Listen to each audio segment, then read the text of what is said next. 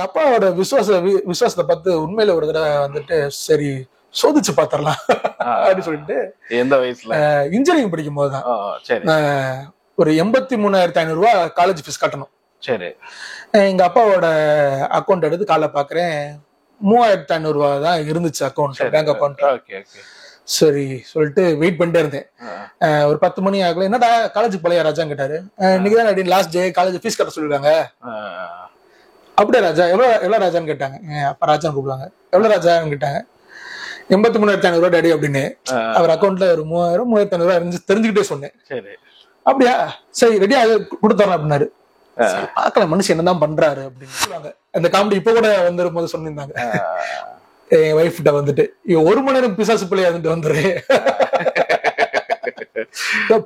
TV பார்த்தா சாத்தாம் பிள்ளை, நான் 1 மணி நேரம் சாத்தாம் பிள்ளை வந்து திரும்பி மனசு மாறிடுறேன் அப்படின்னு சொல்லி தமாஷ் பண்ணிருக்கேன். ஏன்னா எனக்கு வந்து மைண்ட்ல செட் ஆகல. ஆனா அப்பா அம்மா வாஞ்ச வந்து எனக்குள்ள வந்துருச்சு. அந்த ஆண்டர் மேல இருக்க அந்த பசி தாகம். 2வது முடிச்சு 3வது போறேன். அந்த 2வது முடிக்கிற ஏஜ். அப்படியே பார்த்துட்டே இருக்கேன், வாய் பார்த்துட்டு இருக்கேன். அப்போ வந்துட்டு ஒரு தீர்க்க தரிசனம் ஒரு வார்த்தை டிஜஸ் சொல்றாங்க. சின்ன பிள்ளைகளை கூட ஆண்டவர் வந்துட்டு சிறு பிள்ளைகளை கூட ஆண்டவர் வந்து அபிஷேகம் பண்ணுகிறார் அப்படின்னு இந்த வார்த்தையை சொல்றாரு. அந்த ஒரு வார்த்தை தான் நான் கேட்டேன். எனக்குள்ள விசுவாசம் வந்து ஸ்பார்க் ஆயிருச்சு. அப்போ வரைக்கும் கவுண்டர் சைட்ல இருக்காங்க. நான் வந்து இந்த 2 பாசஸ் பண்ணி நிக்கிறேன். அவங்க வந்து எங்க அம்மாவை பார்த்து ஒரு கமெண்ட் அடிக்கிறாங்க. என்ன கமெண்ட் அடிக்கிறாங்கன்னா, அந்த அவங்க இந்த சிஸ்டர் யாரும் தெரியுதா? யாருப்பா? யாரு தெரியலையே, அதான் ஒருத்தர் இருப்பார்ல, சபையும் இல்ல, எங்க அப்பா பத்தி சபையும் இல்ல, ஊழியம் பண்றேன்னு சொல்லிட்டு புக்கை டிரான்ஸ்லேட் பண்ணுவாரு, அப்புறம் புஸ்தகம் எழுதுவாரு, ஒவ்வொருத்தவங்களுக்கும் வந்து ஃப்ரீயா புக்கு கொடுத்து இதை படிங்க ஆண்டவங்க ஆசிரியப்பாரு அப்படின்னு ஏதோ வெளிநாட்டுக்காரவங்க புக்கெல்லாம் வந்து கொடுத்துட்டு பண்ணுவாரு அப்படின்னு அப்பா வந்து ரொம்ப நீங்க இருக்கீங்கன்னு தெரியாம இல்ல அவங்களுக்கு அவங்க பேசுறாங்க. எனக்கு அது இப்படி பேசுறாங்களே.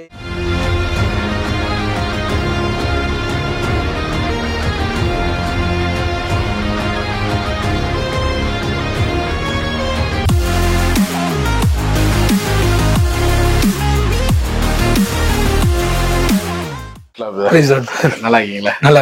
ரொம்ப நன்றி உங்களுடைய நேரத்தை ஒதுக்கி எங்க நேர்காணல் வந்ததுக்கு. சந்தோஷம். சூப்பர். ஆக்சுவலா வந்து நீங்க பிரதர் ஜான் துரை அவருடைய பையன். மூத்த பையன். ஆமா, ஒரு ஆரம்ப பேசே நீங்க ஆண்ட ஒரு ஊழியத்தினுடைய இதுலதான் வளர்த்தது. எப்படி ஆரம்ப ஸ்டேஜ் எங்க இருந்து ஆரம்பிச்சது உங்க லைஃப்? நான் பிறந்தது 90ல பிறந்தேன். ஓகே. எங்க அப்பா அம்மாக்கு 87ல கல்யாணம் ஆயிருந்துச்சு.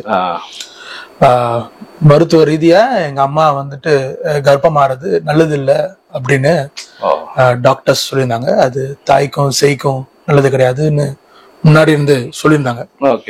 சோ அந்த காலகட்டத்துல தான் எங்க அப்பாவும் வந்துட்டு விசுவாசத்தை குறித்த போதனைகளை கற்றுக்கொண்டு, அது அவரு வந்து அவரோட பேக்ரவுண்ட்ல இருந்து வந்ததுனால அவருடைய புரிதல இருந்து அவரு ஒரு எப்படி ஒரு முட்டைய கோழி உடைச்சிட்டு வெளியேறுமோ, அதுக்கு அந்த முட்டை உடைச்சிட்டு வெளியேறுமோ, அந்த மாதிரி அவரும் ஒரு பிரேக் த்ரூ எக்ஸ்பீரியன்ஸ்குள்ள போயிட்டு இருந்தாங்க. அப்போ நிறைய விஷயங்களை கத்துக்கொண்டு இருந்தாரு. நிறைய விடயங்களை எஸ்ஏகே பிரான்சிஸ் கிட்ட இருந்துட்டு, அப்புறம் ஜீசஸ் கால்ஸ் மினிஸ்ட்ரிட்ட இருந்து, இவங்கள தேவனோட ஊழியக்காரங்கிட்ட இருந்து கத்துக்கிட்டு இருந்தாரு. விசுவாச வார்த்தைகளை கத்துக்கிட்டு இருந்தாரு. அங்கிருந்து வந்தனால கொஞ்சம் கொஞ்சமா அவர் வந்து விசுவாச வார்த்தைகளை பேச முற்பட்டாரு. அப்போதான் முத அவரு அந்த காலகட்டங்கள்ல தான் வந்துட்டு குழந்தை பெறும் பாக்கியம் அப்படின்னு சொல்லிட்டு அது கொடுத்த விசுவாச அறிக்கைகள்லாம் எழுத ஆரம்பிச்சார்.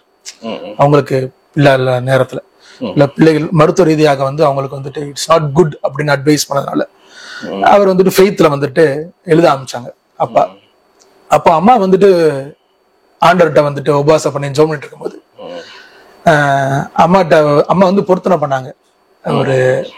ஒரு அன்னாள் சாமுவேல் ஒரு அனுபவம் மாதிரி, ஆண்டவரே இப்படி நீங்க எனக்கு ஒரு குழந்தை கொடுத்தீங்கன்னா நான் உங்களுக்கு என் குழந்தை கொடுத்துடுறேன், ஒரு ஊழியக்காரனா கொடுத்துறேன் அப்படின்னு சொல்லவும் அந்த பொருத்தனை அம்மா பண்ணிருக்காங்க. இது நம்மளுக்கு தெரியாது. நம்ம இது எனக்கு எங்க அம்மா சொல்லும் போது நான் இன்ஜினியரிங் படிச்சுட்டு இருந்தேன். இன்ஜினியரிங் படிச்சு முடிக்கிற நேரத்தை எங்க அம்மா என்ன சொன்னாங்க. சோ சின்ன வயசுல இருந்து ஒரு பொருத்தனை பண்ணப்பட்டு அப்படி ஆண்டருக்காக வளர்க்கணும் அப்படின்னு வளர்த்த ஒரு குடும்பம். எங்களோட தாத்தா பாட்டிமா அப்புறம் எங்க அப்பா அம்மா ரெண்டு பேருமே ஹோலினஸ் மூவ்மெண்ட்ல இருந்து பரிசுத்தமா வாழணும், ஹோலினஸ் மூவ்மெண்ட், பியூரிட்டன் மூவ்மெண்ட்ல இருந்து வந்தவங்க. சோ அந்த கண்ணோட்டத்துல இருந்து அவங்க வந்ததுனால அதுல இருந்து விசுவாச போதனைக்குள்ள வந்தாங்க. அதுக்கப்புறம் பரிசுத்த ஆவியானவர் அபிஷேகத்தின்குள்ள நடத்தப்பட்டாங்க. சோ நான் சின்ன வயசுல என் தம்பி வந்து 93ல பிறந்தாரு. 94ல எங்க அப்பா என் தம்பியோட முதல் பிறந்த நாளை வந்து நாங்க சென்னையில கொண்டாடினோம். அது வரைக்கும் நாங்க சென்னையில இருந்தோம். அதுக்கப்புறம் மதுரைக்கு வந்துட்டோம். அப்பா மதுரைக்கு வந்துட்டாங்க ஃபுல்லா. அப்போ வந்து அப்பா அம்மாவும் நான் சின்ன வயசுல இருப்பேன், எனக்கு 5 வயசுங்க. அப்பா அம்மா ராத்திரி வந்துட்டு பாட்டிமா தாத்தா இன்னும் வந்துட்டு கூட்டு குடும்பமா இருந்தோம். பாட்டிமா தாத்தா ஹவுசிங் போர்டு வீட்டுல தான் தங்கி இருந்தோம். சொந்த வீடு தான், ஹவுசிங் போர்டு வீடு தான். தாத்தா பாட்டிமா நல்ல கவர்மெண்ட் டீச்சர்ஸா தான் இருந்தாங்க, இருந்தாங்க. அப்பா கூட நல்ல பிசினஸ் மேன் தான். ஆனா எல்லாமே தேவனுக்கு ராஜ்யத்துக்காக கொடுத்து ஆசீர்வதிக்கப்பட்ட குடும்பம். பாட்டிமா தாத்தா வந்துட்டு இந்த ஹோலினஸ் மூவ்மெண்ட், பியூரிட்டன் மூவ்மெண்ட், பரிசுத்தஆவியோட அபிஷேகம், இன்றைய காலகட்டத்துல அந்நிய பாஷைன்றது முடிந்து போய்விட்டது, வரங்கள் என்றது முடிந்து போய்விட்டது, சுகமளிக்கும் வரம் என்றது முடிந்து போய்விட்டது என்ற பாட்டிமா தாத்தா வந்தாங்க. பாட்டிமா தாத்தான்னு சொல்லும் போது அம்மா சைட்ல, அப்பா சைட்ல 100 தலைமுறைக்கு இயேசு நான் பேரு கேட்டதே கிடையாது. அப்பாவுடைய ரிலேஷன்ஷிப்ல உங்களுக்கு டச்சே இல்ல? கிடையாது. அம்மாவுடைய இதுலதான் உங்களுக்கு. ஆமா, அப்பா சின்ன வயசுல இருந்து உங்க தாத்தா பேரு என்னன்னு கேட்டா கிணத்தைக்குன்னு சொல்லி வளர்த்தாரு. அந்த மாதிரி. ஆமா, அப்பாவுடைய இதுல கேட்டோம். பட் நீங்க வளரும் போது எப்படி? எனக்கு வந்து ஆரம்பத்துல வந்து பண கஷ்டம்ன்றது வந்துட்டு பார்க்காம வளர்த்துட்டாங்க. எப்படி பார்க்காம வளர்த்துட்டாங்கன்னா, எல்லாத்துக்கும் ஆண்டோட்ட போறது, எல்லாத்தையும் ஆண்டோட்ட கேட்டு பதில பிராக்டிக்கலா அப்பா வாழ்ந்து காமிச்சிட்டே இருந்தாரு. அது நீங்க சின்ன வயசுல பாத்துட்டே இருக்கேன். விசுவாசத்தை வாழ்றது என்னது, எனக்கு எவ்வளவு தைரியம்னா எங்க அப்பா விசுவாசத்து மேல எனக்கு விசுவாசம் இருக்கும். எப்படி ஏதாவது ஒரு நீங்க பாத்து ஞாபகம் இருக்கும்ல? ஒரு 2-3 விஷயம் சொல்றேன். அந்த மாதிரி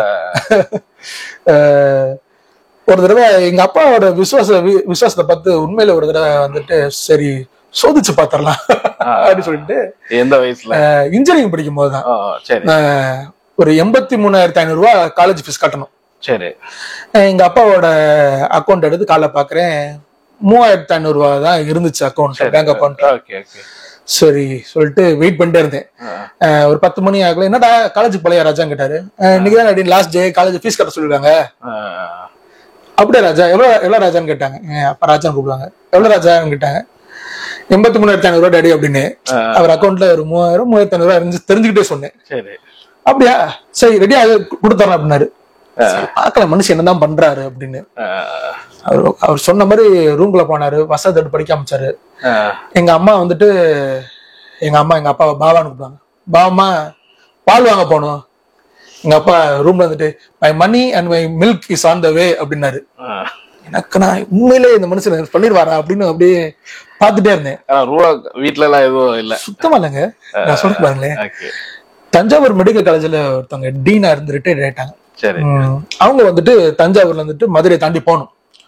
போயிட்டு இருக்கும் போது மதுரையை தாண்ட நேரத்துல வந்து அவங்களுக்கு வந்து ஆண்டர் பேசியிருக்கிறாரு, நீ வந்துட்டு 2 பால் பாக்கெட் வாங்கிட்டு, டீன் அவர் மனுஷன் நல்ல ஹைட்டான மனுஷன், 6 அடி இருப்பாப்ல,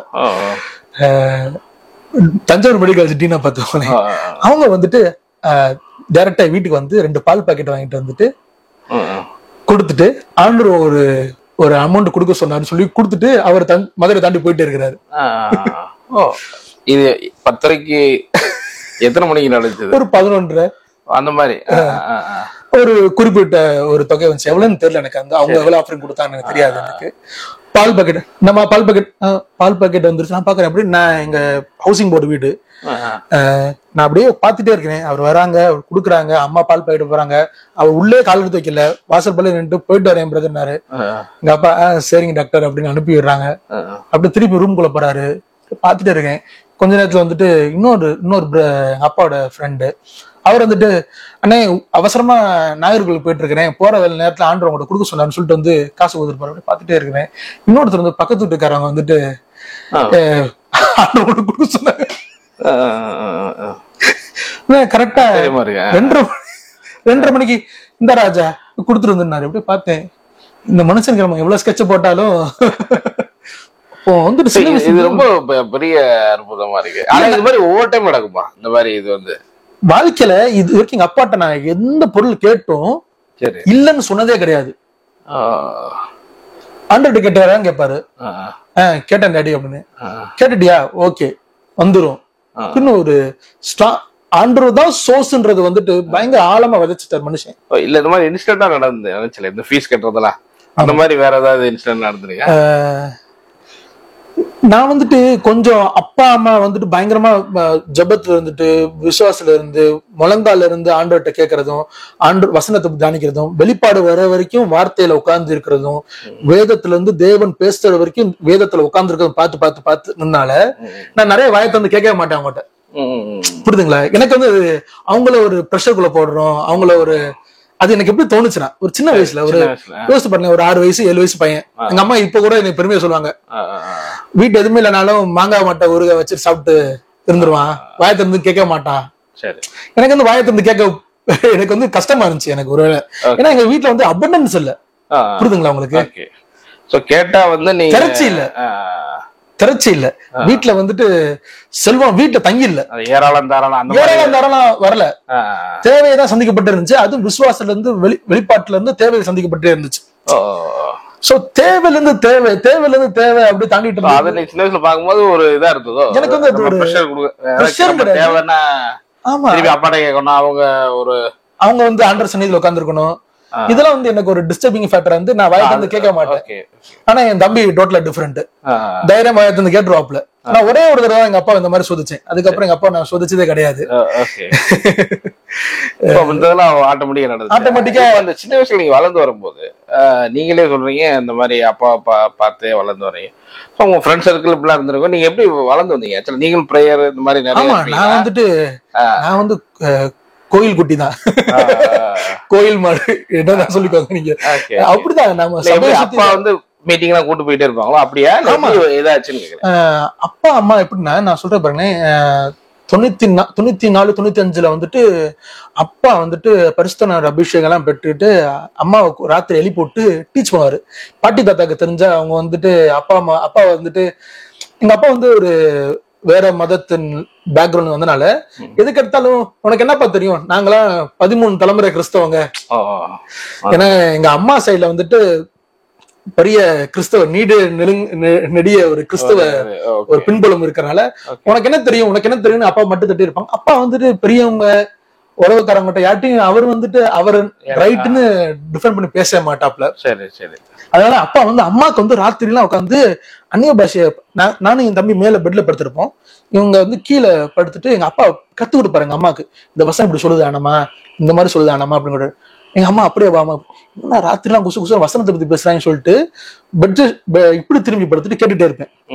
எங்க பாட்டி மதத்தை காலைல 10 மணிக்கு 9 மணிக்கெல்லாம் ஸ்கூலுக்கு போயிடுவாங்க வேலை பாக்குறதுக்கு. எங்க அப்பா வந்துட்டு ஜோய வெற்றி உள்ள வாழ்க்கை கேசட்டை வந்துட்டு போடுவாரு. நான் வந்துட்டு அந்த கேசட்டை மெசேஜ் கேட்கறதுக்காகவே நீங்க நான் ஸ்கூலுக்கு போல உடம்பு முடியலன்னு சொல்லிட்டு உட்காந்துருவேன்.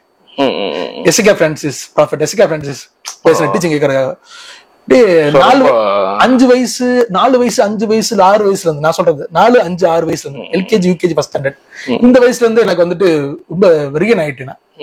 என்னடா இப்படி பேசுறாங்க, இப்படி சொல்றாங்க, என்னமோ இருக்குடா அதுக்குள்ள மம்மி டாடிக்குள்ள ஒரு எண்ணம் புரியாத சந்தோஷத்தை பாக்குறேன்னா. நான் என்ன நம்புறேன்னா, ஒரு குழந்தையோட ஆள் மனசு என்பது தாயின் கர்ப்பத்துல 6 மாசத்துல இருந்து 6 வயசுக்குள்ள உருவாக்கப்படுது என்பது நான் ரொம்ப ஆணித்தரமா நம்புறேன். பிளஸ் இது நியூரோ சயின்ஸ்ல கூட ப்ரூவ் பண்ணிருக்காங்க. சோ எனக்கு வந்துட்டு அது பயங்கர தாக்கத்தை உண்டாச்சு சின்ன வயசுல. எனக்கு இவங்களோட பேஷன், இவங்களோட வைராக்கியம், இவங்களோட ஆசை வாஞ்சை ரொம்ப ஒரு தாக்கத்தை உருவாக்குச்சு எனக்கு. எப்படியாவது இந்த பரிசுத்த நான் அபிஷேகத்தை பெற்றுக்கொள்ளணும்டா, நீங்க ராத்திரி பூரா பேசுறானுங்க என்னமோ சொல்றாங்க, நான் போயிட்டு எங்க அப்பா பேசுறதெல்லாம் கேட்டு அதே நான் இமிட்டேட் பண்ண ட்ரை பண்ணி பார்ப்பேன், வராது நம்மளுக்கு. ஒரு மாதிரி சங்கடமாவே இருந்துச்சு. அதுக்கப்புறம் அப்படி தோண்டி இதேதான் சுத்தி படிப்பு நேச்சுரலா வந்துருச்சு. ஏன்னா எங்க அப்பா வந்துட்டு கேரளாக்கு அடிக்கடி ஊழியம் போவாங்க. அப்போ ஓஎம் புக்ஸ்ல வந்துட்டு ஒரு நிறைய பிக்சர் பைபிள் வாங்கிட்டு வந்தாங்க. அந்த பிக்சர் பைபிள்லாம் சின்ன வயசு படிக்க ஆரம்பிச்சனால பைபிளை குறித்த ஒரு பிக்டோரியல் அண்டர்ஸ்டாண்டிங் இருந்துச்சு. அதுக்கப்புறம் அப்பா நான் 7 வயசு 7வது படிக்கும் போதே புதிய ஏற்பாட்டை முடிச்சிட்டேன்னாரு. எனக்கு வந்து அது ஒரு சேலஞ்சா இருந்துச்சு. ஃபர்ஸ்ட் ஸ்டாண்டர்ட் படிக்கும் போதே நம்ம அந்த பைபிள படிக்க ஆரம்பிச்சிடணும், அப்படியாது அப்படின்னு சொல்லி முடிச்சிடணும் அப்படின்னு வைரேகை கொண்டு படிக்க ஆரம்பிச்சு, எழுத்து குட்டி சின்ன சின்ன பையனை அப்படி படிக்க ஆரம்பிச்சு ஒரு வைராக்கியம் இருந்துச்சு. சோ ஆண்டர் மேல ஒரு வைராக்கியம் இருந்துச்சு. ஊழியத்தின் மேல வைராக்கியம் இருந்துச்சா எனக்கு தெரியவே தெரியாது எனக்கு. ஏன்னா அப்பாவுக்கும் ஆரம்பத்துல இருந்து ஊழியத்தின் மேல வைராக்கியம் இருந்துச்சா எனக்கு தெரியவே தெரியாது. எனக்கு இப்ப கூட தெரிஞ்சுக்கணும் அப்படிங்கறதுல ஒரு ஆர்வம். பட் அந்த லைஃப்ல நீங்க சின்ன வயசுல இருந்து டிராவல் பண்ணும்போது இப்போ உங்க ஃப்ரெண்ட்ஸ் எல்லாம் சினிமா படம் பார்த்துருப்பாங்க, விளையாண்டு இருப்பாங்க, இந்த மாதிரிலாம் ஆக்டிவிட்டிஸ்லாம் உங்களுக்கு இருந்துச்சு? ஆமா, நிறைய இருந்துச்சு. இப்போ எங்க பாட்டிமா தாத்தா வந்த இதுல வந்து தொலைக்காட்சி சவப்பட்டி அப்படின்னு பிரசங்கம் பண்ண சபை. சரி சரி. தொலைக்காட்சி வீட்டுல இருந்துச்சுனால வீட்டுக்கு சாபம் வந்துடும். ஒரு காலத்துல அவங்க எல்லாம் தொலைக்காட்சியில வந்துட்டு பிரசங்கம் எல்லாம் பண்ணாங்க, அது வேற கதை, அது போக வேண்டாம். ஆனா ஆரம்ப காலத்துல புரியாததை எதிர்க்கிறது தானே மதத்துக்கு சம்பந்தமான ஒரு அனுபவம். வீட்டுல டிவி இல்ல. சோ ஹவுசிங் போர்ட்ல வாழ்ந்தனால பக்கத்து வீட்டுல டிவி இருக்கும். பக்கத்து வீட்டுல போய் டிவி பாப்பேன். பாட்டிமா வந்து திருட்டு தரம் பிடிச்சிருக்காங்க. உடனே டிவி பார்த்தா பிசாசு பிள்ளைன்னுவாங்க. சரி, ஒரு மணி நேரத்துக்கு பிசாசு பிள்ளைய வந்து திருப்பி ஆண்டர் பிள்ளைய வந்து அப்படின்னு தமாசெல்லாம் சொல்லுவேன். எனக்கு அப்பவுமே தெரியும். ஏன்னா எனக்கு உள்ள வந்துட்டு எனக்கு இவங்க காட்டுற இந்த தேவனை வந்து ஒரு பூச்சாண்டி மாதிரியே காட்டுறது வந்து செட்டே ஆகல எனக்கு. ஆரம்பத்துல இருந்து எனக்கு வந்து சப்கான்சியஸாவே செட் ஆகல. இன்னைக்கு கூட எங்க சித்தி தான் இந்த காமெடியை வந்து அடிக்கடி சொல்லுவாங்க. ஏன்னா எங்க சித்தி தான் வளர்த்தாங்க. சித்தியும் அம்மாவும் அப்பா அப்படி ஊழியம் போயிட்டு இருக்கனாலையும் சித்திட்டையும் அம்மா தான் ரொம்ப வளர்ந்தேன்.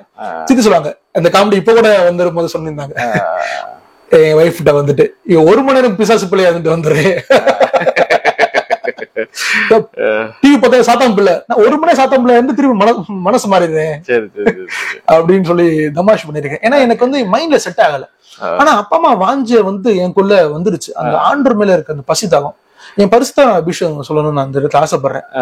சோ 1996, 97 ரொம்ப வாஞ்சல் இருக்கேன். அப்ப எனக்கு என்ன 1வது 2வது படிச்சுட்டு இருக்கேன்.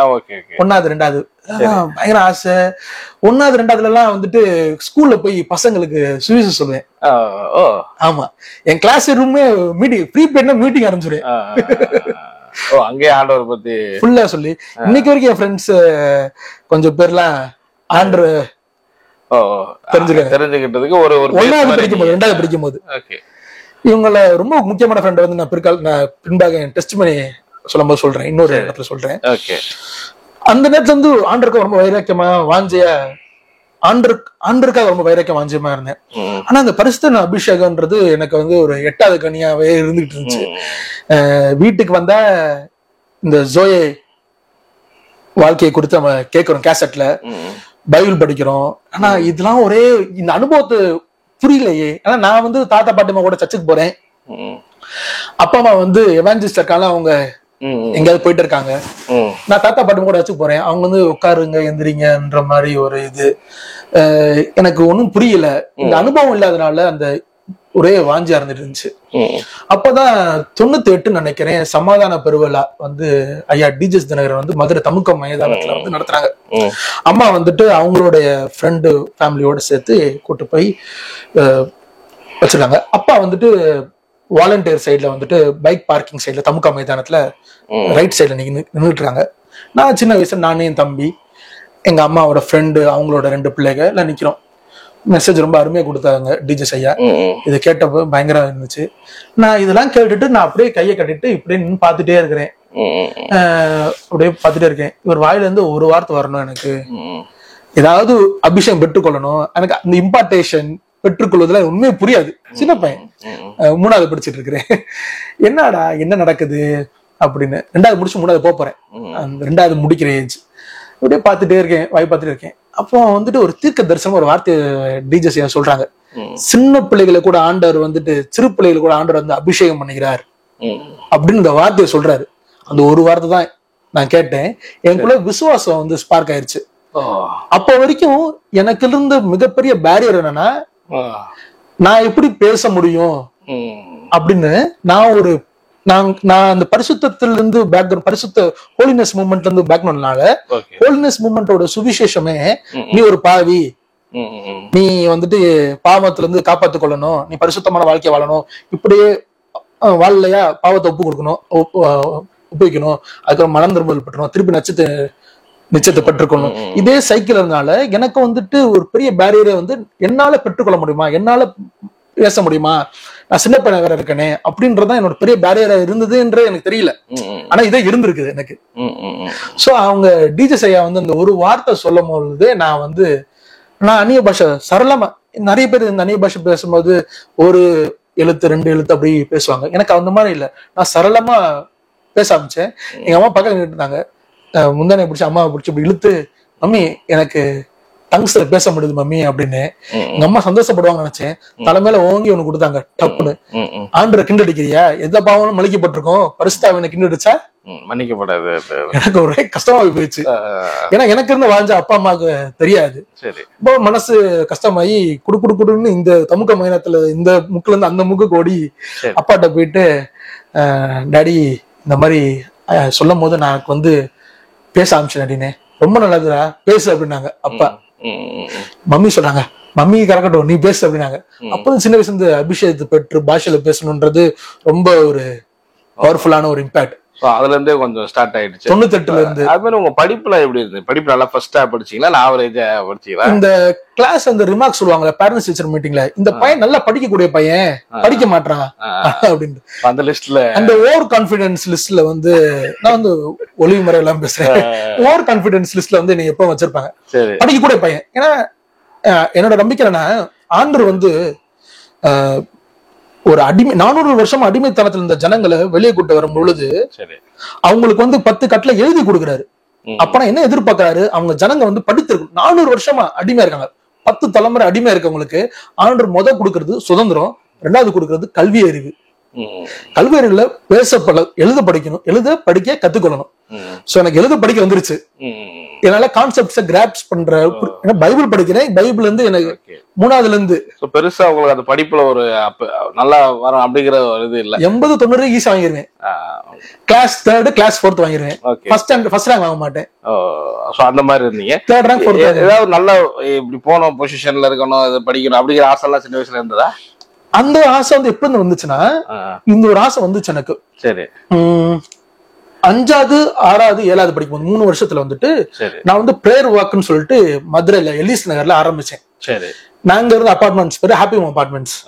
அந்த அபார்ட்மெண்ட்ஸ்ல கொஞ்சம் பசங்களை எல்லாம் கூப்பிட்டு, எனக்கு வயசு மூத்தவங்க எல்லாம் கூப்பிட்டு அவங்களுக்கு எல்லாம் சுவிசேஷம் சொல்லி ரட்சிப்புகளை நடத்தி அபிஷேகத்தை கூட நடத்தி ஆல்நைட் பேர்லாம் 5வது 6வது படிக்கும் போது ஆல்நைட் பேர் ஆரம்பிச்சு அவங்களோட சேர்ந்து இந்த பிரேயர் வாக்கு நடத்த ஆரம்பிச்சோம். எலிஸ் நகரை சுத்தி பிரேயர் வாக்கு. ஆமா, இந்த மாதிரி பண்ணிக்கிட்டே இருந்தோம்.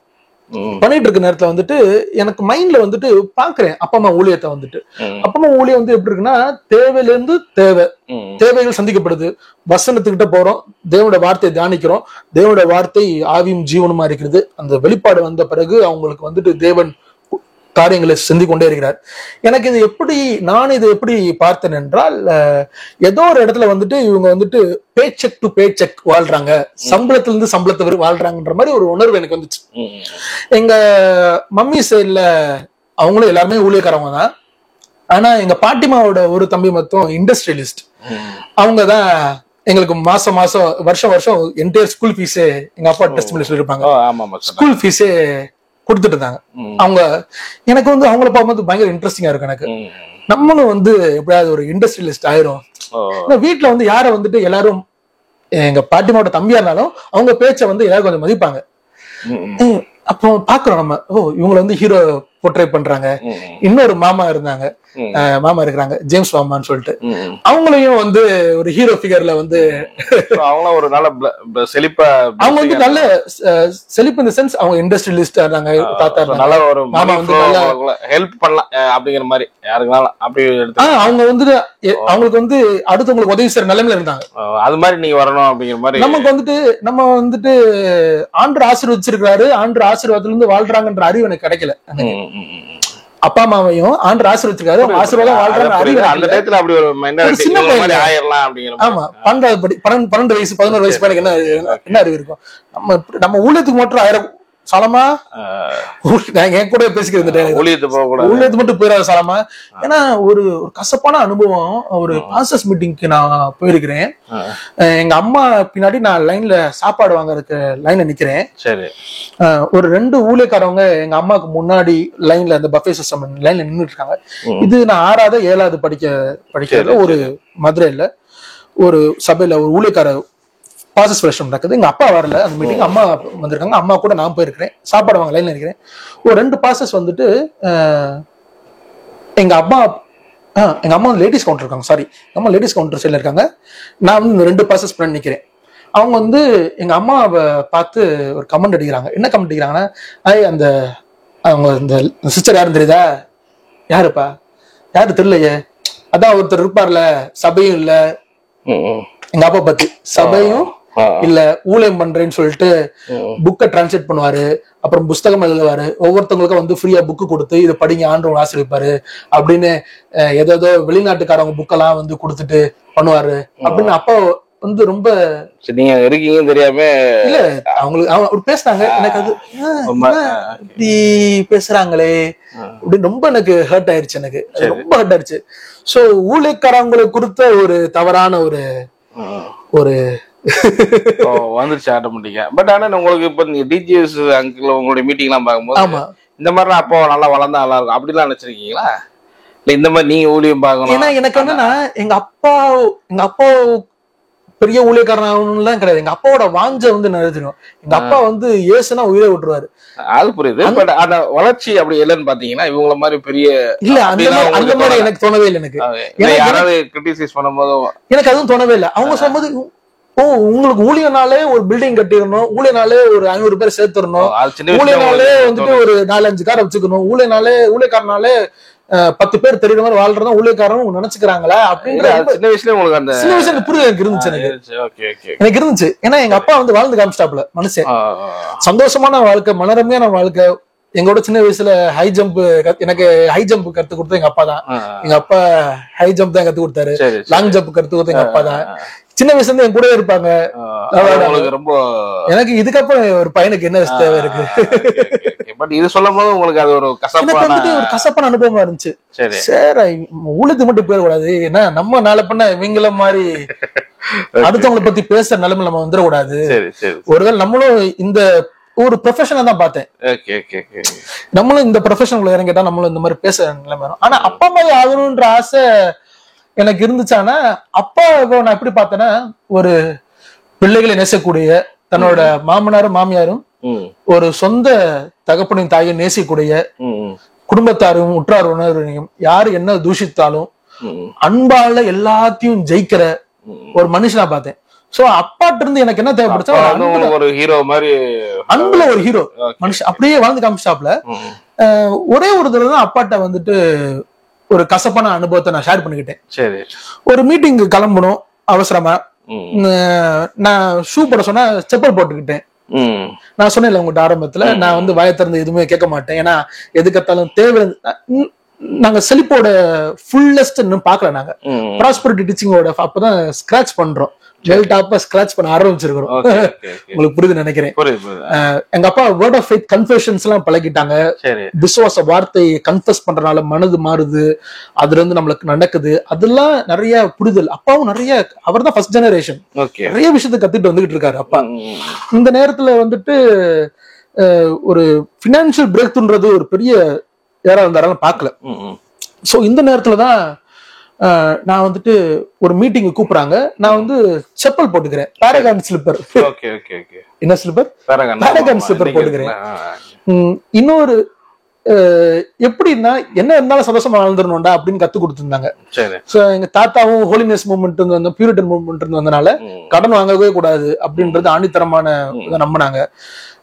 தாத்தாவும் வந்துட்டு ஒரு 36 சர்ச்சுக்கு இன்சார்ஜா இருந்தாரு அந்த அந்த திருச்சபைகளுக்கு. ஸோ தாத்தாவும் ரொம்ப கரெக்டான செலவு, எக்ஸ்ட்ரா செலவு பண்ண மாட்டாரு, ரொம்ப கரெக்டா வாழ்ந்த மனிதன். டாடியும் அப்படி வாழ்ந்தவங்க. ஒரு கிறிஸ்துமஸ்க்குலாம் தாத்தாவோட சட்டையெல்லாம் போட்டு சர்ச்சுக்கு போயிருக்கேன். எல்லாரும் என்னடா சட்டை இவ்வளவு பெருசா இருக்குன்னு கிண்டடிச்ச காலங்களா இருக்கு. ஸோ அந்த மீட்டிங்க்கு மதுரையில ஒரு டியூக் ஹோட்டல்னு சொல்லிட்டு அமெரிக்கன் காலேஜ் கேத்தாப்ப இருக்கு, அந்த ஹோட்டலுக்கு எல்லாம் மீட்டிங் நடக்குது. நான் வந்து ஸ்லிப்பர் போட்டு ஆட்டோல வேற வரேன். டாடி வந்துட்டு ஷூ இல்லையாடா அப்படின்னு கேட்டாரு. எனக்காக எனக்கு ஷூ இருக்கான்னு கேட்டிருக்கேன் டாடி அப்படின்னு அப்பாட்ட கத்து பேசினேன். முதல்ல அப்பா ஏத்து பேசிருக்கேன். உங்களுக்கு ஒரு இதா ஆமா, அந்த உள்ள நாடகம் கேட்கக்கூடாது நாடகம் டப்புன்னு கேட்டு போட்டேன். எனக்கே அந்த ஷூ இருக்குன்னு கேட்டீங்க, நீங்க கேட்டதே இல்லையா நீங்க என்கிட்ட அப்படின்னு. ஷூ இல்லையா, உங்களுக்கு எவ்வளவு ஷூ இருக்கு பாருங்க. எங்க அப்பா வந்து எங்க அப்பாவுக்கு ரோல் இருக்கும் ஷூ, என் தம்பிக்கு இருக்கும் ஷூ. ஏன்னா வாயை வந்து கேட்டுருவான், நான் கேட்க மாட்டேன். கேட்க வந்தேன் என்கிட்ட, கேட்கணும்ன்றது எனக்கு தெரியல. புரியுதுங்களா? இவர் எனக்கு கேட்கணும்னா பரம தகப்பன் பூமியில இருக்க தகப்பன் கேட்க முடியல, பரம தகப்பன் எனக்கு கேட்க தெரியல. சரி, விசுவாசத்துல அபிஷேகம், ஊழியம், தேவன் மேல வாஞ்ச இதெல்லாம் கரெக்டா இருக்கு. இந்த ப்ராஸ்பெரிட்டில இந்த கேட்கற விஷயத்த நல்லா புரிஞ்சுக்கணும். பிற்காலத்துல இந்த கரெக்டா இந்த சொல்லுவேன் இந்த மேட்டர் என்னன்னு. இந்த கேட்கற விஷயத்துல வந்து எனக்கு ரொம்ப தாங்கிட்டே இருந்தேன். சோ மீட்டிங் போறதுக்கு முன்னாடி ஷூ வாங்கிட்டு மீட்டிங் கூட்டு போறாரு. அது வந்து எனக்கு ஒரு பாதிப்பு உண்டாக்குச்சு. சோ என்னதான் இருந்தாலும் சாலமா நம்ம வந்துட்டு ஆண்டர் மேல வாஞ்ச இருக்கிறோம், நல்லா பண்றோம், ஊழியர்களை சப்போர்ட் பண்ற மாதிரி நம்ம வந்து ஒரு இண்டஸ்ட்ரியலிஸ்ட் ஆயிரணும்ன்றதுதான் ஒரு பெரிய ஆசை. அதனாலதான் நான் வலுக்கட்டாயமா எப்படியாவது மெக்கானிக்கல் இன்ஜினியரிங் படிச்சிடணும், நம்ம வந்து இந்த மிஷின்ஸ பத்தி கத்துக்கணும், ஏதாவது ஒரு ப்ரொடக்ஷன் லைன்ல இறங்கிடணும். நான் தாத்தா வந்து அம்பத்தூர்ல இண்டஸ்ட்ரியலிஸ்டா இருந்தால அவங்களும் இந்த மாதிரி சரி நம்மள்ட்ட அப்படிலாம் மதுரையில ஒரு ஒர்க் ஷாப் போட்டு ஒரு லேத் மிஷின் 4 லேத் மிஷின் வாங்கி ஏதாவது ஓட்டிடணும், சம்பாரிச்சுட்டே ஊழியம் பார்க்கலாம் அப்படிங்கிற மாதிரி. இல்ல சம்பாரிச்சு ஊழியம் பார்க்கணும், ஆண்டர் மேல வாங்கி தரணும், கிடைக்கிறோம் சுவிசேஷம் சொல்லணும், நம்ம நிறைய ஊழியர்களுக்கு கொடுக்கணும் அப்படின்றதா இருந்தேன். அப்பா வந்துட்டு அந்த நேரத்துல வந்துட்டு ஊழியத்துக்கு வந்து சிங்கப்பூர் போயிருந்தாங்க. எனக்கு 12th முடிச்சிருந்தேன். நான் வந்து கார்னியால ஜாயின் பண்ண ரொம்ப ஆசைப்பட்டிருந்தேன். ஜாயின் பண்ண ஆசைப்படும் போது அப்பா வந்து அதெல்லாம் வேண்டாம், நீ வந்து BA இங்கிலீஷ் படி மதுரையில, இன்ஜினியரிங் பண்ண இங்கிலீஷ் படி ரொம்ப முக்கியம் அப்படின்னாரு. இதுக்குறா இவர் இன்ஜினியரிங் படிக்கிறான். நான் அப்ப நல்லமா புரிய ஆரம்பிச்சேன். நம்மள இங்கிலீஷ் படிக்க வச்சு அப்படியே MA இங்கிலீஷ் படிக்க வச்சு அப்புறம் இவர் புக்கை டிரான்ஸ்லேட் பண்ண விட்டுருவாப்ல, நல்லா ட்ரை பண்றாங்க போல அப்படின்னு ஒரு டவுட்ல வந்து அப்பா ஊர்ல இருந்தால எங்க பாட்டிமாவோட ஒரு ஃப்ரெண்ட் இன்னொரு பாட்டிமா இருக்காங்க, அவங்ககிட்ட போய் பேசி, இன்னொரு தாத்தா அவங்ககிட்ட போய் பேசி ஒரு டொனேஷன் கட்டி இன்னொரு காலேஜ்ல வந்து கவுன்சிலிங் முடிஞ்சிருச்சு. அதுக்குள்ளயும் இன்னொரு காலேஜ்ல போய் மதுரையில ஒரு இன்ஜினியரிங் காலேஜ் போய் ஜாயின் பண்ணிட்டேன். எங்க அப்பா ஊர்ல வந்த பிறகு இன்ஜினியரிங் காலேஜ் ஜாயின் பண்ணிட்டானா அப்படின்னு ஒரு சாக்கா பார்த்தாங்க. ஒரு இன்ஜினியரிங் வழக்கம் போல படிச்சேன். சரி, படிச்சுட்டு திருச்சியில தான் துவாக்குடியில தான் ஒரு கம்பெனில வந்துட்டு அப்பாவோட ஃப்ரெண்டோட கம்பெனி, இல்ல அப்பாவோட ஃப்ரெண்டோட கம்பெனி அது. அதுல வந்துட்டு நான் ப்ராசஸ் பிளானிங் கத்துக்கிறதுக்காக, காஸ்ட் எஸ்டிமேஷன் கத்துக்கிறதுக்காக, ஒரு ப்ரொடக்ஷன் லைன் எப்படி ரன் பண்ணணும்ன்றத கத்துக்கிறதுக்காக அவங்ககிட்ட இருந்துட்டே இருந்தேன், அவங்ககிட்ட வேலை பார்த்துட்டே இருந்தேன். படிச்சு முடிச்சதுக்கு அப்புறம் படிச்சுக்கிட்டு இருக்கும் போது 3rd year 4th year இருந்தே நம்ம காலேஜ் நம்ம சொன்னேன்ல, இவனுக்கு இந்த பையன் நல்லா படிப்பான், ஆனா படிச்சா நல்லா மார்க் எடுக்கலாம், ஆனா படிக்கதான் மாட்டான் அப்படின்ற மாதிரி ஒரு கேட்டகரியிலவே இருந்துட்டேன். இந்த above average student, not excellent student, above average student, இந்த கணக்குல நம்மள வச்சிருந்தாங்க. சரி, இப்பதான் எனக்கு இந்த வாழ்க்கையில இந்த ஊழியத்துக்கு வர சீசன் வருதுன்னு எனக்கு தெரியல. ஆனா ஆண்டர் வந்து ஒன்னொன்னா அப்படி வெளிப்படுத்துறாரு எனக்கு. அப்பாவுக்கு வந்து அப்ப கண்ணுல வந்துட்டு ஒரு ஆபரேஷன், மதுரைக்கு வர வேண்டிய நிலைமை. மதுரைக்கு வந்தாச்சு, மதுரையில இருக்கிறோம். நான் வந்துட்டு அப்பா ஒரு சர்ஜரி ஆல்ரெடி முடிஞ்சிருச்சு, இன்னொரு சர்ஜரிக்கு அப்பா போயிருக்காங்க. அதை முடிச்சு வீட்டுக்கு கூப்பிட்டு வந்த பிறகு எங்க அப்பாவோட ஃப்ரெண்டோட தோட்டம் வந்துட்டு வாடிப்பட்டி கிட்ட இருக்குது, தென்னந்தோப்பு. ஸோ தோப்புல போய் உட்காந்துருக்கிறேன். இப்போ யோசிக்கிறேன், மதுரையில நம்ம ப்ராசஸ் பிளானிங், காஸ்ட் எஸ்டிமேஷன் எல்லாம் போட்டு வச்சிருக்கோம்ல, மதுரையில நம்ம இவங்க சொன்ன மாதிரி ஒரு லேத் எடுத்து ரன் பண்ணி பார்த்தா, ஒரு ஒர்க் ஷாப் ரன் பண்ணி பார்த்தா, அப்போ வந்து கலைஞர் ஆட்சியில வந்து மின்சார தடை, ஒரு நாளைக்கு 3 மணி நேரம் கரண்ட் இருந்திருக்கும். நான் இருக்கு அவங்களுக்கு. ஆமா, அந்த பீரியட்ல நம்ம இப்படி நடத்தினாலும் நம்மளுக்கு வந்து நஷ்டம் தான். நம்ம யார்கிட்ட போய் வேலை பார்த்தாலும் நம்மளுக்கு கிடைக்கிறது ஒண்ணு கிடைக்காது. ஏன்னா இதெல்லாம் யோசித்து பார்த்துட்டு சரி இது நம்ம கப் ஆஃப் டீ கிடையாது, ஒரு ரேஷனலான ஒரு முடிவுக்கு வரேன், ஒரு பகுத்தறிவுல இருந்து ஒரு முடிவுக்கு வரேன், இது நம்மளுக்கு செட் ஆகாது. சரி நம்ம தோட்டத்துக்கு உட்காந்துட்டு இப்படியே யோசிச்சுட்டே இருக்கிறேன். யோசிச்சுட்டு இருக்கும்போது சரி நம்ம ஜோம் பண்ணலாம் அந்நிய பாஷைன்னு சொல்லிட்டு அந்நிய பாஷையில ஜோம் பண்ண ஆரம்பிக்கிறேன். ஜோம் பண்ண ஆரம்பிக்கும் போது ஆண்டர் வந்துட்டு ஆண்டர் சத்தம் கேட்குது, ஆண்டர் பேசுறாரு. ஆண்டர் முதல்ல இருந்து சின்ன வயசுல பேசிட்டு தான் இருக்காரு. பேசுறாரு. பேசணுன்னு நான் சொல்றேன், இங்க பாருங்க, நான் இன்ஜினியரிங்ல தெர்மோடைனமிக்ஸ் படிக்கிறேன். ஃப்ளூயிட் ஃப்ளோ ஆஃப் மிஷினரி படிக்கிறேன், ஃப்ளூயிட் மெக்கானிசம் இதெல்லாம் கொஞ்சம் படிக்கிறேன். எல்லாம் சில லாஸ் இருக்குது, இதையும் செஞ்சா இது வரும்னு ரொம்ப தெளிவா லா இருக்கு. அந்த லாக்குள்ளதான் எல்லா மிஷினரியும் ஒர்க் ஆகுது. இப்போ நீங்க என்னை ஊழியத்துக்குன்னு அழைச்சிங்கன்னு வச்சுக்கோங்களேன், ஏசு சுகமாக்குறாருன்னு நான் சொல்ல மாட்டேன். ஏசு இப்போதே சுகமாக்குறாரு உனைய பாரு அப்படின்னு கையை வச்சு நான் சுகமாகணும். நான் ஆண்டுகிட்ட வந்துட்டு ஒரு ஒப்பந்தம் போட்டு தான் வந்தேன். ஒரு ஒப்பந்தம் கேக்குறேன் அவட்ட, வாயில வடை சுட மாட்டேன். நான் சொன்ன அந்த கொலைக்க லாங்குவேஜ்ல ஆண்டர் வாயில வடை சுட மாட்டேன். ஒருத்தன் வந்து என்கிட்ட கஷ்டம், ரொம்ப கஷ்டமா இருக்கு ஐயா தம்பி, ரொம்ப உடம்புலியா இருக்குது, ஜோமனுங்கன்னு சொன்னா ஜோமன மாட்டேன், அவங்கள சுகப்படுத்துவேன்.